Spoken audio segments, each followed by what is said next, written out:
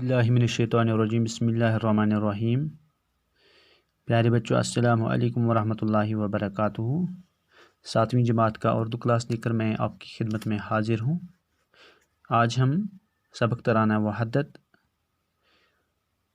के सवालात करेंगे। तो आइए शुरू करते हैं।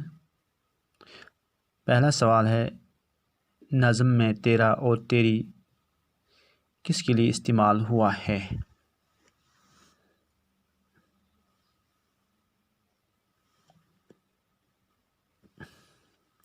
जवाब, नज़्म में तेरा और तेरी अल्लाह के लिए इस्तेमाल हुआ है। सवाल नंबर 2, शजर, शरर और गुंजा के अलावा नज़्म में और किन किन चीज़ों में खुदा के जलवे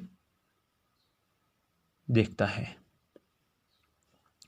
इसका जवाब है, शजर, शरर और गुंजा के अलावा शायर, बरक, तयूर, तारों, रअद और गुल में खुदा के जलवे देखता है।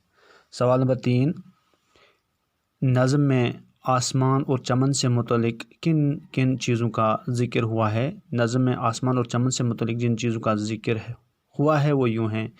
आसमान से मुतल्लिक जिन चीज़ों का ज़िक्र हुआ है वो है बरक, तारे, रात। चमन से मुतल्लिक जिन चीज़ों का ज़िक्र हुआ है वो है गुंजा, गुल, महक और कली। सवाल नंबर 4, जिस नज़्म में खुदा की तारीफ़ की जाए उसे क्या कहते हैं? जिस नज़्म में खुदा की तारीफ़ की जाए उसे हम्द कहते हैं। सवाल नंबर 5, जिस नज़्म में हज़रत मोहम्मद सल्लल्लाहु अलैहि वसल्लम की तारीफ़ की जाए उसे क्या कहते हैं? इसका जवाब है, जिस नज़्म में हज़रत मोहम्मद सल्लल्लाहु अलैहि वसल्लम की तारीफ़ की गई हो उसे नात कहते हैं। सवाल नंबर 6, शायरी में एक जैसी आवाज़ पर ख़त्म होने वाले अल्फाज को क्या कहते हैं? इसका जवाब है, शायरी में एक जैसी आवाज़ पर ख़त्म होने वाले अल्फाज को काफ़िया कहते हैं। जैसे ज़हूर, नूर, दूर, ये तीनों अल्फाज एक ही आवाज़ पर ख़त्म होते हैं।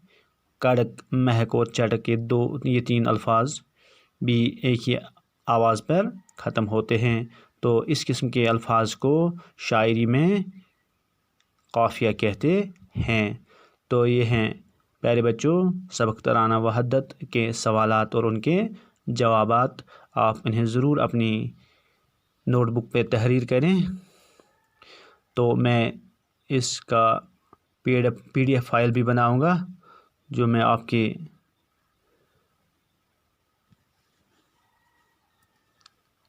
लिए व्हाट्सएप पेज पे सेंड करूंगा। तो नए क्लास लेकर फिर आपकी खिदमत में हाज़िर होते हैं। अस्सलाम वालेकुम।